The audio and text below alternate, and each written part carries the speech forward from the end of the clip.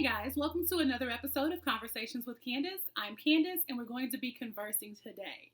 In addition to being a nanny and loving to try out new hairstyles, I also bake and I have a baking company called Can's Confections. You can follow me there on Instagram if you want to see some more baking things. But I'm here today to show you a new recipe that I just tried for the first time.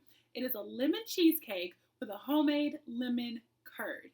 Lemon is one of those things that goes well with almost anything, and pairing it with cheesecake gives it a sweet, tart, creamy taste, and it's just, oh my God, it is perfect for summer, especially in Texas where it's hot and you don't always want to eat hot things. I'm a firm believer that if you can't explain it simply, then you don't understand it. And I always say, oh, that's an easy recipe. But this time, I'm going to walk you through it, show you exactly how to make it. You can absolutely do this at home. You don't need anything special. So, let's get started. All the measurements to the ingredients in this recipe will be found in the description box below. So, for cheesecake, we start with the crust. Now, you can purchase crust pre-made, and it's easier and it's faster. But if you do want to make it homemade, all you'll need are graham crackers and butter. Some recipes call for sugar, but because we're going to have sugar in the cheesecake and in the topping, I didn't want to put any in the actual crust. So you're just going to grind up your graham crackers. I put them in a bag and I hit them over and over and over again until they made crumbs. And then I melted my butter, poured it in, and mixed it up until it had the texture of wet sand. After that, I just put it in the bottom of my springform pan that was lined with parchment paper. And then I flattened it out. After that, I put it in the refrigerator while I made my cheesecake mixture. Because I'm using a 10-inch springform pan and I wanted a pretty thick cheesecake, I used 4 packages of cream cheese. And then you always want to use the same amount of eggs per pack of cream cheese. So 4 eggs. Also a little sour cream for creaminess, lemon extract, and sugar. Essentially, you put all those into a bowl and you whip it. You can do it by hand, but it takes a little bit longer.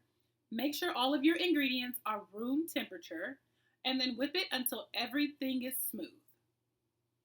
Some time to scrape down your bowl just to make sure that nothing is stuck on the sides. Mix it up really well one last time and then pour it in your springform pan.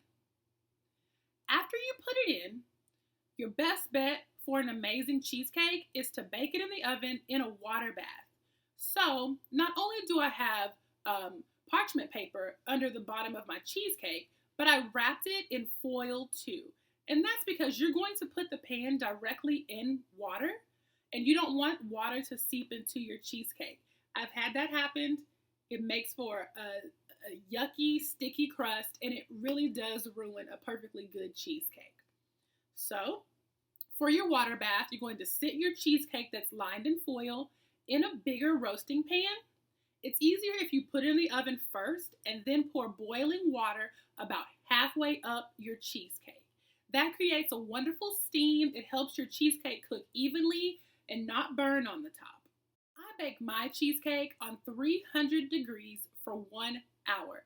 And I know it's going to be tough not to look in there. You can turn on the light, but do not open that oven.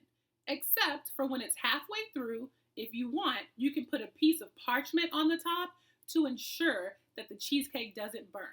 You lay the parchment on very easily. Don't tighten it, don't press down, just so that there is a barrier between the heat element and your cheesecake. Once the hour is up, turn off your oven and leave your cheesecake in for another hour. The oven will cool down and that will help the cheesecake cool down slowly and it will prevent cracking. While your cheesecake is being made, you can make your homemade lemon curd. Now this is super duper easy and it actually has like this taste of lemon pie with the consistency of almost lemon pudding if you make it thick. It is so delicious. Oh my gosh, I could eat that by itself. For your lemon curd, you will need eggs, egg yolks, sugar, lemon juice, lemon zest, cornstarch, optional, and cold butter. If you prefer to use concentrated lemon juice, that's fine, but it has a different flavor, so I suggest using fresh lemon juice instead. For your lemon curd, you're going to mix everything in a bowl with the exception of your butter, which needs to be left in the refrigerator until the end. Whisk all those things together, put it in a pot on medium heat, stir continually for 10 minutes. You will see when the lemon curd gets thick. It won't be like gradually getting thick, it will go from thin to thick at about the 10-minute mark. And at that point, that's when you add the butter and just stir it in and take it off the heat. Run your lemon curd through a strainer just to make sure you don't have any leftover zest or any overcooked egg in your final product.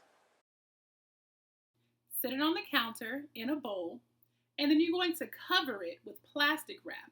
And you need to put the plastic wrap directly on the lemon curd, otherwise, it'll get a thick film on the top. If you like that film, fine.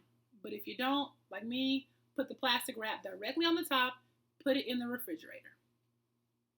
Once your cheesecake has been sitting in the oven for an hour, take it out of the oven and let it sit on the counter for an hour, at least. You want it to come to room temperature, and then once it does that, you can put it in the refrigerator.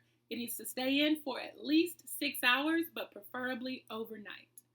Cheesecake is one of those things that you are not going to eat the same day you make it unless you make mini cheesecakes.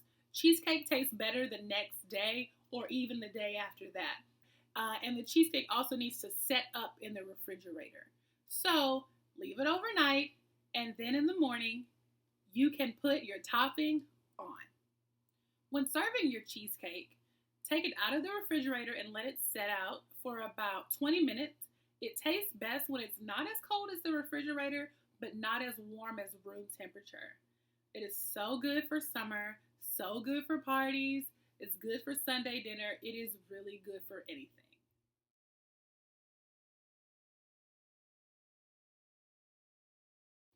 Now, if you'll excuse me, I have some eating to do.